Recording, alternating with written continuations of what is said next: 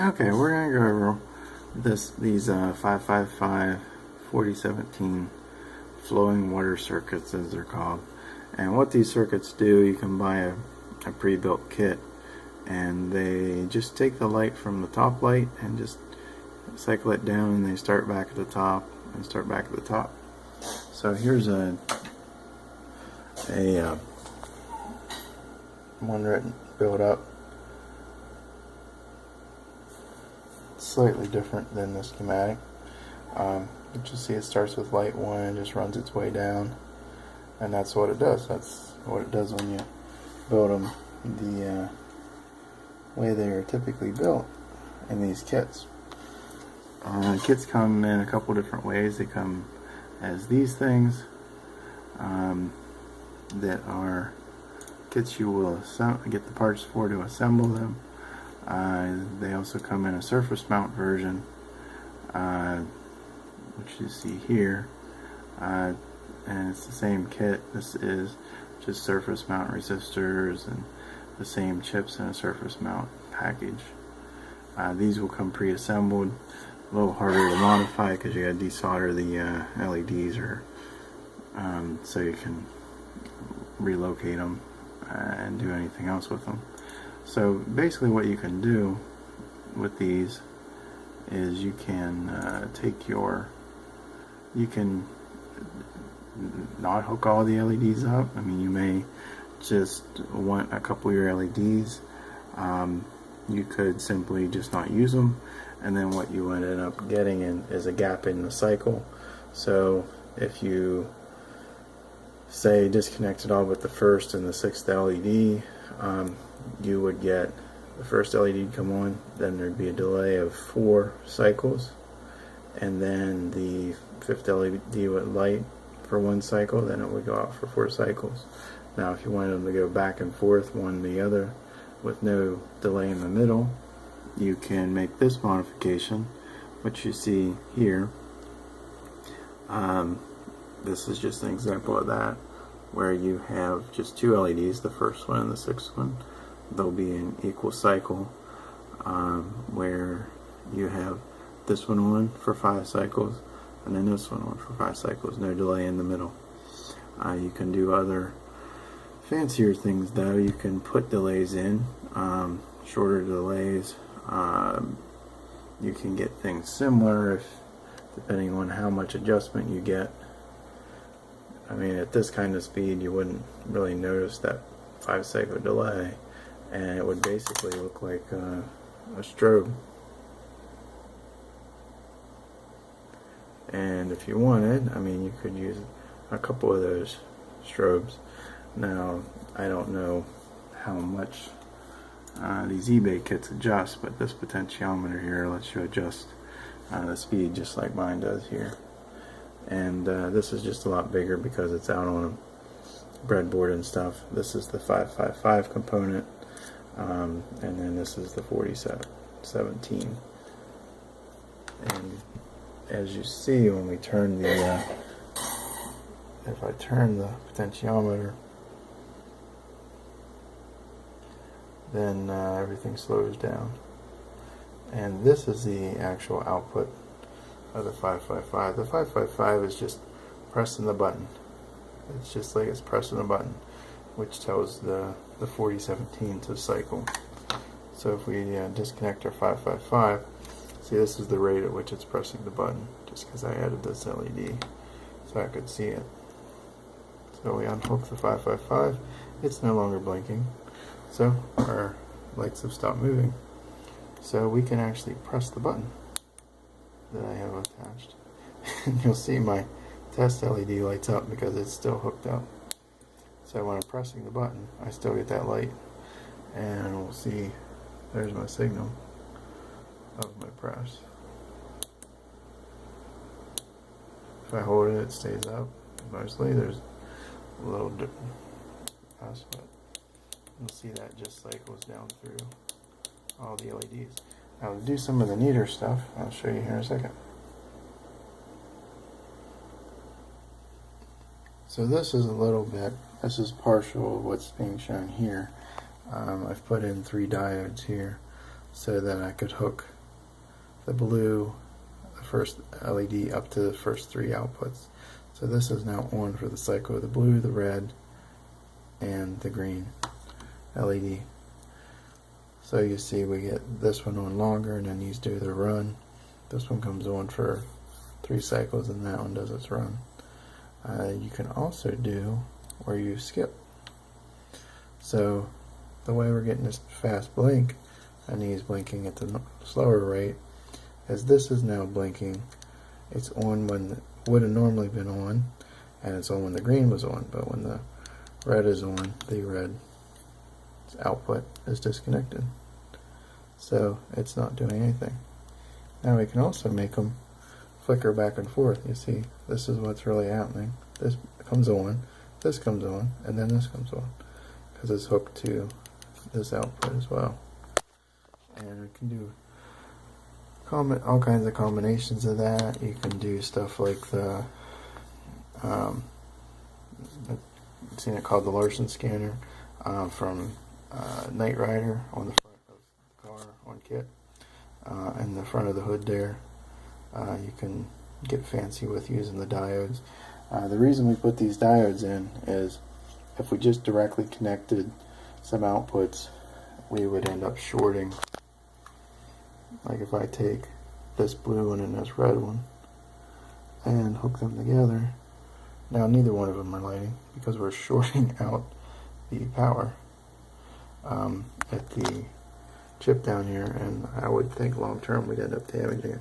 You'll see this light when it comes on, it's got a bit of a pulse to it, and that's because when it's on those 2 pulses, it's shorting voltage to ground.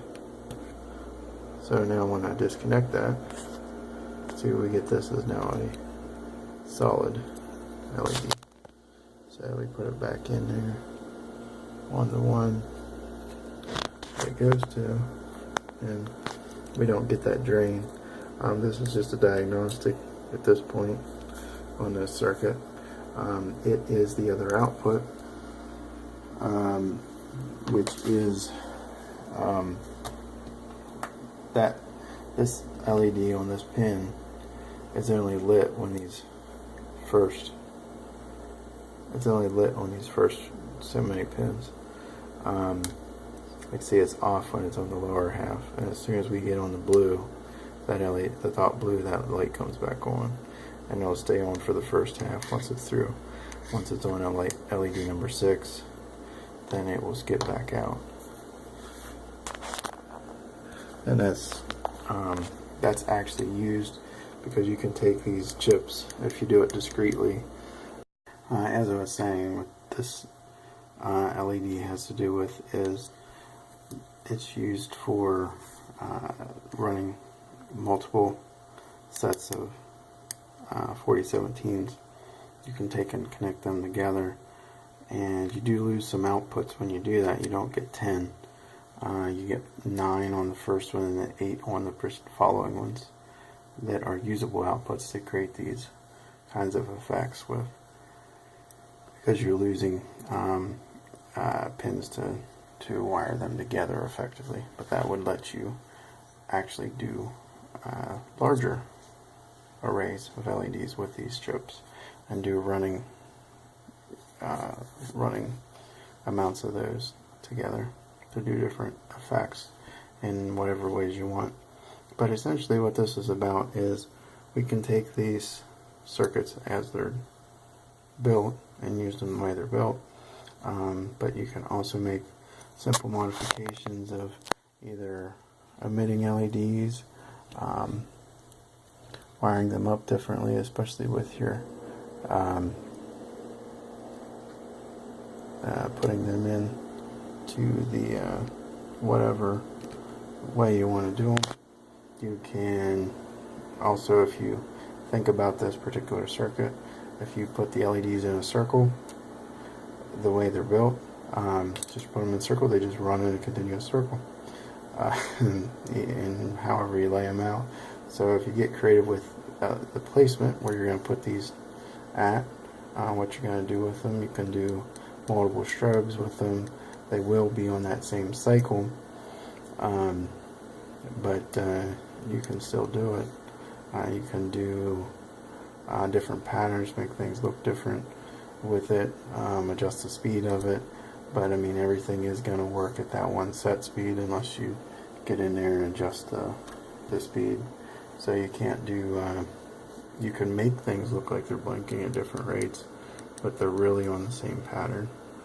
So I mean you could use these strobes, you could use these, you could have two LEDs, you know, equidistant apart, like 1 and 6, blink together at one rate, and then hook some other LEDs up to work as alternating blinkers. Like this could blink when this one's lit and this one's lit. These could be wired together as one to blink together. There's just a lot of different options, and basically you don't have to have a huge amount of understanding on the on how this all works, but it's a good learning tool, especially if you're assembling these as practice.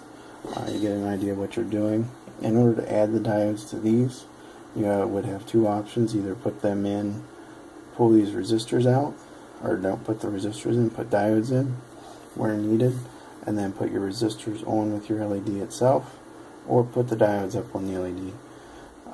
The difference being, and you don't even have to put, if you're not using the outputs, the resistors don't need to be there, or the diodes don't need to be there, either one. The LEDs wouldn't be there, so you don't need any outputs. But on this particular one, these should be your 10 resistors for your 10 LEDs. One of these leads to each LED.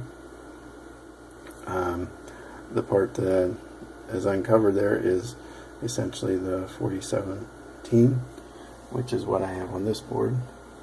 This little corner, which is the chip, the potentiometer, the capacitor, and these two resistors, is the portion I have in this corner right here, plus the potentiometer. So you wouldn't mess with these 5 pieces. You would be basically playing with this stuff. So you could easily put the diodes in there, stick your resistors on the LEDs. You do have to keep in mind this can only drive 15 milliamps per output, so don't set your LEDs up to run at 20 milliamps. You'll probably end up burning this thing out, at least if it's being used very much. And you really shouldn't go over the ratings. Also, it's generally not recommended to drive these things at 20 milliamps anyway, because they obviously aren't. So I don't know what resistors they are using, what voltages input they're specifically suggesting, whether it's probably 5 volts, and basing those off, you could figure out what they're driving them at and do the math and such, if you knew what these values were. But these essentially can run the red LEDs and not damage them with these resistors, apparently not damage the chip. So you could switch these reds out for any other color. Like you see here, I'm using reds, blues, and greens.